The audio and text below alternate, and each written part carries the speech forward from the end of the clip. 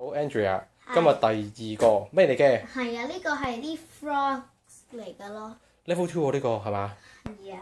有冇 challenge 咧？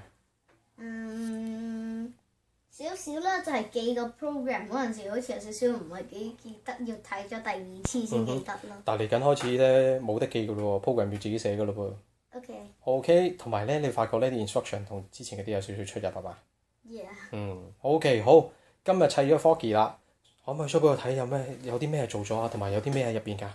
好啊。你要講俾我聽喎，逐個解釋俾我聽喎。就有個 motion sensor 喺裡面㗎，睇下。哎呀，甩咗隻腳。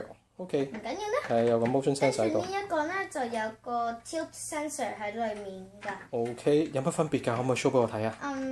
好啊 ，motion sensor 你就要咁樣，佢要 sense 到啲嘢先識好似譬如出聲啊咁樣咯。呢個咧你就喐下去咧，佢就得㗎啦。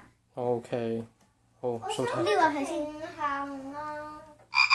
咦係喎，你撩下佢就有聲喎。有時係咁㗎。Good。跟住下一個就係咁嘅。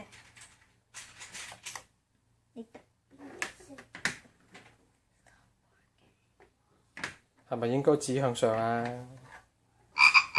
你個 program 向上今日指。係喎。唔記得咗咧。OK，good job。好啦，我哋嘗試係 try 下可唔可以砌第3個啦。OK，好啦，拜拜。